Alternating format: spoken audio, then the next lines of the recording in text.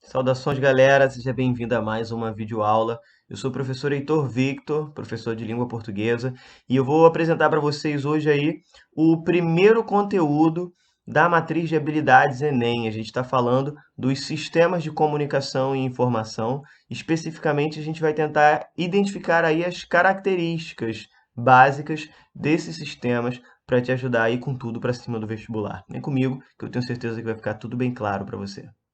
Bom, vamos lá. Como é que isso aparece na matriz do Enem, né? Parece como a habilidade 1. Identificar as diferentes linguagens e seus recursos expressivos como elementos de caracterização dos sistemas de comunicação. Então, basicamente, o trabalho que a gente vai fazer é, primeiro, identificar quais são esses sistemas de comunicação e depois reconhecer as linguagens que são usadas para cada um deles, para que a gente consiga depreender as características. Essas características que vão ser cobradas em questões. Quando, por exemplo, a gente fala do sistema jornalístico e você identifica que, por característica, há um objetivo de informar, de passar informações para um grande público, você já está aí dialogando com uma linguagem específica, uma linguagem que precisa ser clara, objetiva e direta. Mas vamos com calma, vamos olhar um de cada vez que você vai entender aí com perfeição sobre o que a gente está falando. Nós poderíamos entender que existem infinitos sistemas de comunicação, imaginando que a gente sempre pode construir um novo, né? Pode aparecer uma nova tecnologia, uma nova necessidade comunicativa que faz com que a gente possa criar novos sistemas. Mas, sem dúvida, no mundo contemporâneo, há 4 grandes sistemas, esses que estão presentes aí no dia a dia da nossa vida. Estamos falando do sistema jornalístico, o propagandístico, ou muita gente chama de publicitário, mas o nome mais correto seria propagandístico, porque não está limitado à questão de marketing e negócios, né? Então, a propaganda aí é um termo mais geral, serve para toda e qualquer manifestação desse tipo de texto. A gente tem o texto acadêmico, ou o sistema acadêmico, com toda a sua gama de gêneros possíveis, e o literário. Como vocês têm aí uma outra disciplina chamada já literatura, né, que trata do sistema literário, a gente vai ficar aí com o sistema jornalístico, propagandístico e acadêmico. Tá legal? A sistemas de comunicação, a gente pode entender uma organização mais geral de procedimentos comunicativos, né? Quais são os processos que usamos hoje enquanto sociedade para nos comunicarmos? É isso que a gente tem de ter em mente. E aí, para cada um desses sistemas, a gente vai encontrar gêneros textuais ou gêneros discursivos que são usados para expressar essa comunicação, para transmitir essa informação. Vamos lá, sistema jornalístico, né? Genericamente chamamos os textos que se apresentam nos jornais de matéria. Então, a gente pode resumir que todos os textos do sistema jornalístico são matérias. Normalmente, esses textos têm caráter informativo, né? O foco é sempre você transmitir uma informação. As informações são apresentadas em ordem decrescente de importância ou relevância, seguindo assim uma técnica chamada de pirâmide invertida. Então, é por isso que você encontra em jornais a capa que seleciona as matérias mais importantes e, à medida que você vai penetrando no jornal, as de menor relevância. O mesmo acontece num site de jornalismo ou mesmo num canal de TV ou de rádio, né? Foco sempre para o que há de mais urgente e mais importante. A base do texto, que é o conteúdo mais importante, fica em cima. E o ápice, o conteúdo mais superficial, embaixo. Aí é que entram normalmente detalhamentos, pesquisas de opinião, entrevistas, relatos e diversos outros gêneros menores que podem entrar numa matéria jornalística. Por essas matérias, no entanto, nós encontramos diversos gêneros mais específicos, gêneros textuais mesmo.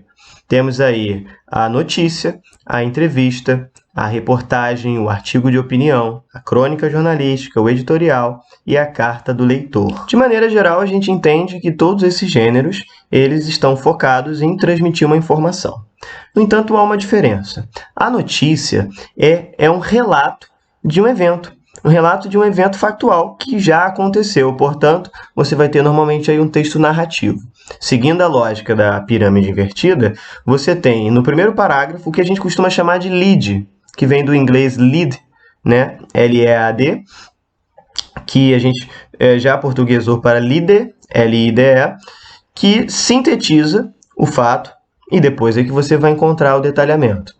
A notícia, então, é uma narrativa objetiva de um episódio.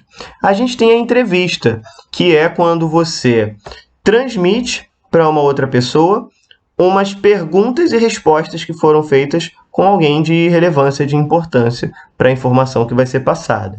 A gente tem também a reportagem, que é uma série de matérias unidas para transmitir uma informação maior e mais complexa, com mais profundidade para um público amplo. Você tem o artigo de opinião, que é um texto dissertativo majoritariamente, que traz a opinião de alguém de relevância para um determinado assunto. O artigo de opinião também entra, né, dentro desse escopo de textos jornalísticos.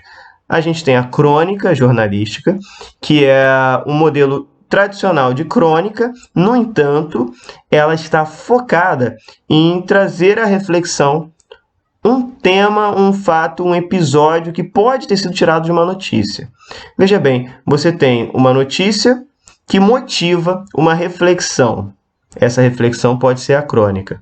Como na crônica tradicional, você parte desse elemento cotidiano, factual, noticiado, para construir a sua reflexão. É dos textos jornalísticos o que mais se aproxima do literário também.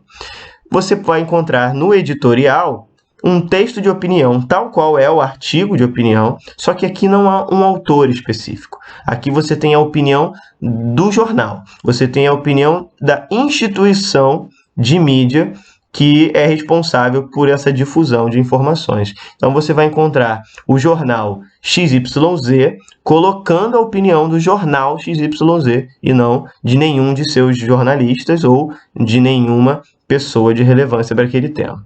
Temos ainda a carta do leitor, muito comum também em diversos jornais, em diversas mídias jornalísticas, que é a possibilidade do público-alvo também levantar informações, né? Você vai ter uma carta do leitor que faz uma denúncia, você pode ter uma carta do leitor que transmite a opinião desse público leitor e por aí vai. É um texto mais simples, é um texto com autor definido e direcionado não ao jornal, mas direcionado ao público desse jornal. Bom, já sobre o sistema propagandístico, temos o seguinte: é um gênero que dialoga diretamente com o leitor, a fim de promover um produto ou ideia, normalmente divulgados através de meios de comunicação em massa. Seu principal objetivo é o convencimento ou a persuasão de seu público-alvo. Aqui a gente está falando, então, da propaganda, que tem por objetivo a persuasão de um público-alvo acerca de uma ideia ou acerca de uma marca ou um produto. Aqui nós estamos falando, então, de uma outra área da comunicação social que não vai ter por objetivo transmitir uma informação, mas sim vai ter por objetivo convencer acerca de uma ideia.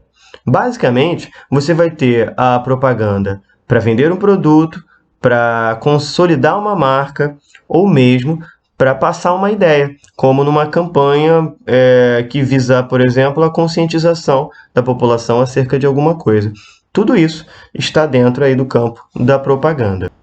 E como será esse texto, né? Então eu trago aqui algumas características gerais para os textos do sistema propagandístico. É um texto que precisa ser conciso, né? Não adianta você achar que o seu público vai ter tempo dedicado à leitura do que você produz. Lembrando que aqui você está procurando convencer alguém, então você precisa convencer a pessoa a te dar atenção, antes de mais nada. O uso de linguagem verbal e não verbal, isso é muito importante. Quase todo texto propagandístico virá acompanhado de uma imagem para criar maior poder comunicativo. Você tem muito frequentemente o uso de vocativos, ou seja, você se refere diretamente ao seu interlocutor, ao seu público-alvo.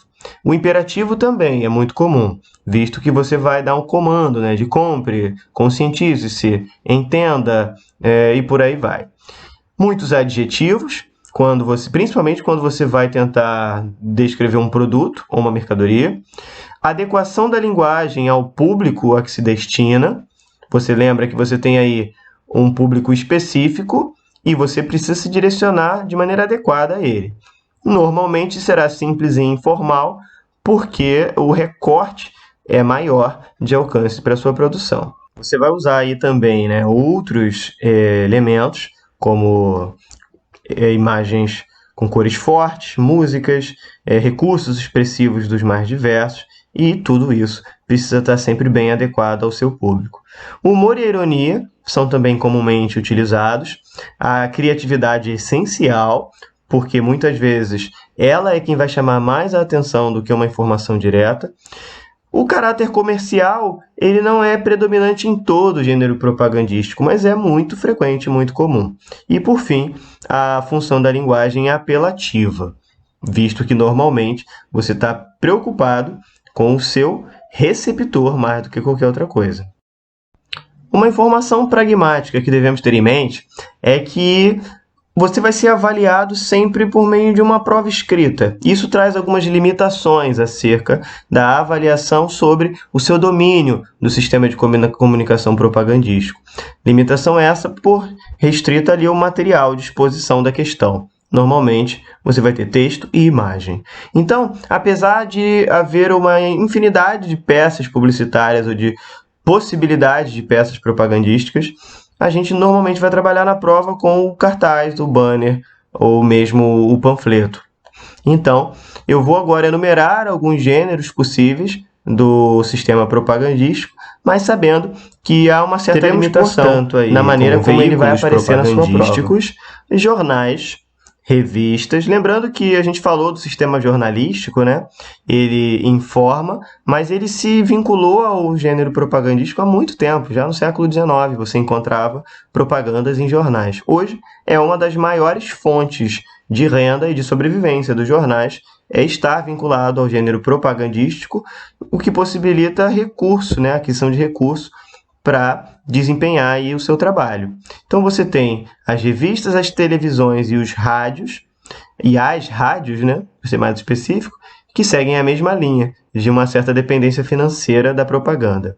A internet, hoje também grande fonte de difusão do texto do gênero propagandístico, exatamente pela sua capacidade de contabilizar e direcionar público-alvo.